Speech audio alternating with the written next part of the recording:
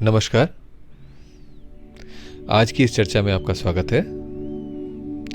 आज हम नाभि ध्यान और चक्र ध्यान को उनके परिप्रेक्ष्य में समझने का प्रयास करेंगे, जिसके माध्यम से ये स्पष्ट हो सकेगा साधकों को कि वो किस प्रकार अपनी यात्रा को, अपनी साधना को आगे बढ़ाएं। तो आइए प्रारंभ करते हैं। आप सभी ने सुना होगा कि पहले कुएं होते थे और उस कुएं से जल निकाल करके परिवार की स्त्रियां लेके आती थीं और उससे फिर घर का पूरे दिन का कार्यक्रम और पीने का पानी इत्यादि की समस्या का निदान होता था। अब उस कुएं के एग्जाम्पल को ही आप देखिए, उसमें निकलता कैसे था पानी। एक गहरा गड्ढा होता है जिसमें जो है पानी भरा हुआ होता है, धरती के अंदर से सोर्स से वाटर आ रहा है और उसके ऊपर एक पुली लगाई गई है बाहर, कुएं के बाहर, जिसके ऊपर रस्सी बांध करके, मतलब रस्सी लपेट करके छोड़ दी जाती है। इस रस्सी का एक छोर जिसमें बाल्टी बंधी होती है वो कुएं के अंदर उतरता है गहरे में और उस पानी को भर के लेके आता है, और दूसरी तरफ खींचने के लिए रस्सी होती है जिसको जो व्यक्ति पानी निकालना चाहता है वो उसे खींचता है। तो पुली पे रस्सी घूमती है और गहराई में जा करके कुएं में वो पानी बाल्टी में भर जाता है, जब उसे उठा करके खींच करके वापस बाहर निकाल लिया जाता है। अब ये एक सरल सा प्रयोग है, बट आप इससे जो है इसके परिप्रेक्ष्य को देखें तो कितना गहरा है इसके अंदर। एक तरफ है पानी का सोर्स जिससे जो है वो बाल्टी भरती है और पानी निकल के आता है, और दूसरी तरफ है वो एक्सटर्नल फोर्स जो उस रस्सी को खींच रही है, जिसके माध्यम से बाल्टी नीचे उतरती है और फिर उसके बाद पानी भरने के बाद ऊपर आती है। तो जीवन के पोटेंशियल को अनकवर करने के लिए, उस जल को पाने के लिए जो कि अंदर कहीं छिपा पड़ा था धरती में, ये कुआं एक माध्यम बनता है। और उस कुएं में के दो छोर होते हैं उस रस्सी के। एक छोर पे बाल्टी होती है जिसमें पानी भरता है, और दूसरे छोर पर वो फोर्स लगती है जो बाल्टी को ऊपर नीचे मूव करती है। तो आपको ये तीन बिंदु समझना अत्यंत आवश्यक है, क्योंकि इससे हमारी यात्रा, इस साधना की जो हम आज चर्चा कर रहे हैं, बहुत सरल हो जाएगी।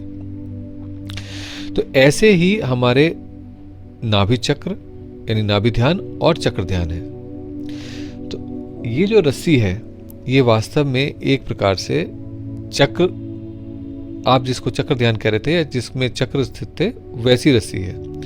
और दूसरी तरफ जो बाल्टी है वो नाभि पर है, अस्तित्व में है। तो इसको थोड़ा सा स्पष्ट रूप से समझने का प्रयास करते हैं।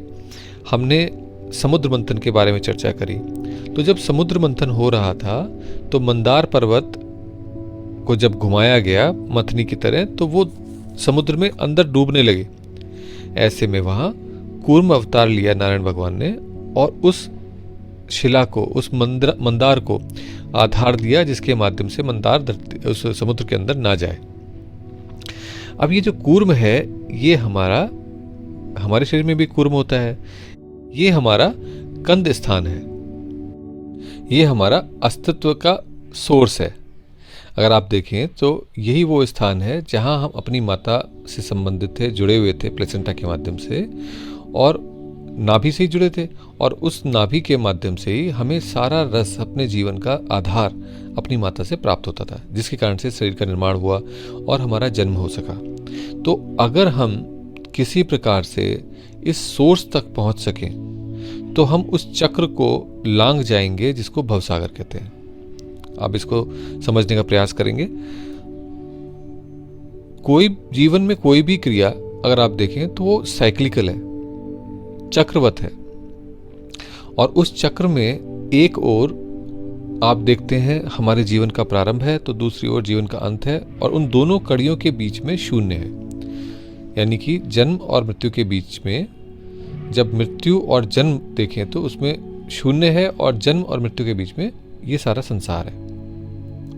तो ऐसे में ये एक साइकिल बनती है, और ये साइकिल रिपीट हो रही है हजारों लाखों जन्मों से।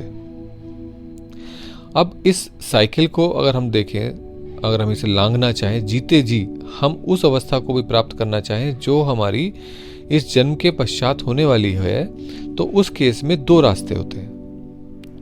वो दो रास्ते क्या हैं? वो दो रास्ते हैं इस रस्सी के, जिसकी हमने बात चर्चा कर रहे थे, इस रस्सी के या तो छोर तक, किसी भी एक छोर तक पहुंच जाए, यानी कि या तो बाल्टी वाली साइड पहुंच जाए जहां अस्तित्व से हम जुड़े हुए हैं, ताकि लांग करके उस शून्य में हम उतर सकें, या फिर दूसरा मार्ग है जहां हम वो एक्सटर्नल फोर्स लगा रहे थे, हाथों से रस्सी पकड़ के खींच रहे थे या छोड़ रहे थे, उस जगह पहुंच जाए जिसके माध्यम से इसके बियॉन्ड फिर रस्सी नहीं है, फिर वो शून्य है, फिर वो पूर्णता है। तो ऐसे में हमें ये दो मार्ग दिखाई देते हैं, क्योंकि सभी कुछ साइक्लिकल है।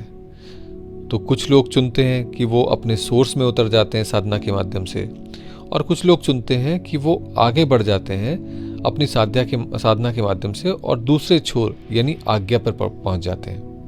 तो अगर आप स्पष्ट रूप से देखें तो जो समुद्र मंथन है उसमें जो कूर्म है, जहां पर वो साधना प्रारंभ हो रही है, वो चक्र, वो स्थान, वो नाभि है, और उस नाभि के ध्यान के माध्यम से हम प्रारंभ करते हैं।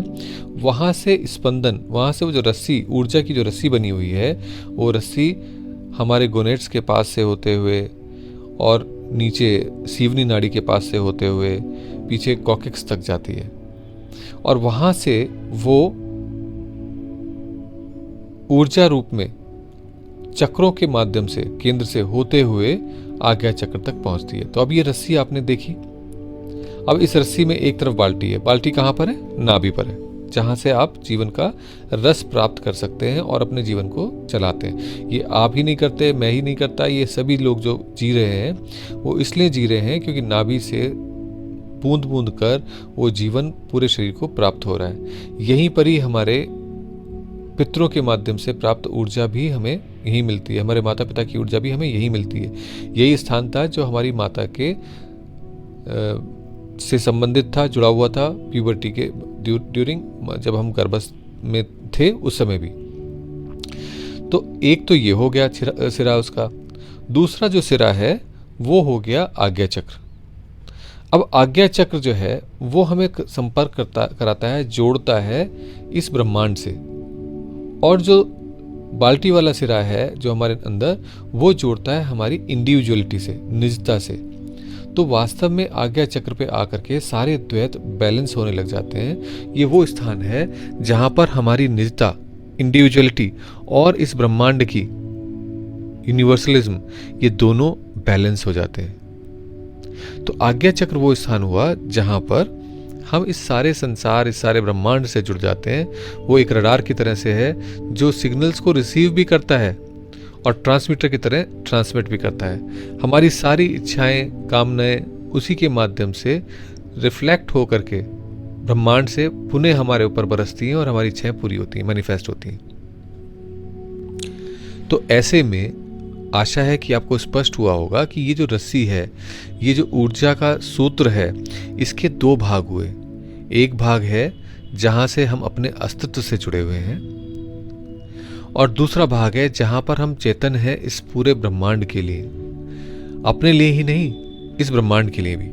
सारे द्वैत जहां पर घुलने लग जाते हैं। तो अब इन दो क्षेत्रों को अगर आप देखें तो इसके बियॉन्ड जो कुछ भी है वो फिर जीवन का पूर्णता है, जीवन का वो पक्ष है जो कि अभी हम लोगों ने नहीं चीना है, नहीं प्राप्त किया है, और इसी को ही योग में समाधि भी कहा जाता है।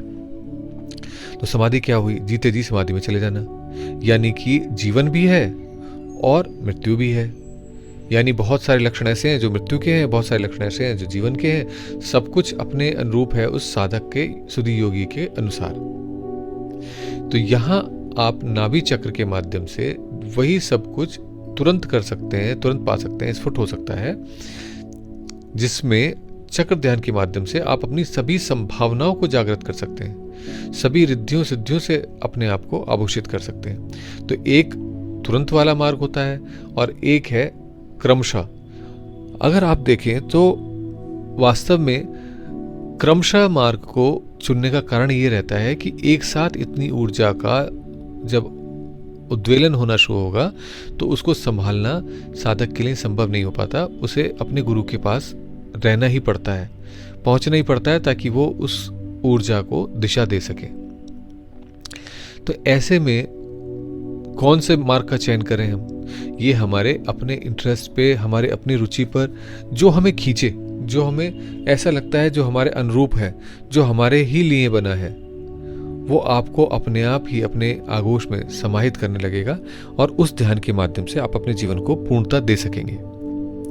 तो ये है नाभि चक्र या नाभि ध्यान और चक्र ध्यान का विभेद। आशा है इससे आपको स्पष्ट हुआ होगा और आप अपनी साधना को अपनी स्तर के अनुरूप, अपने साधनात्मक धरातल के अनुरूप चुनकर आगे बढ़ सकेंगे। आज के लिए इतना ही। नमस्कार।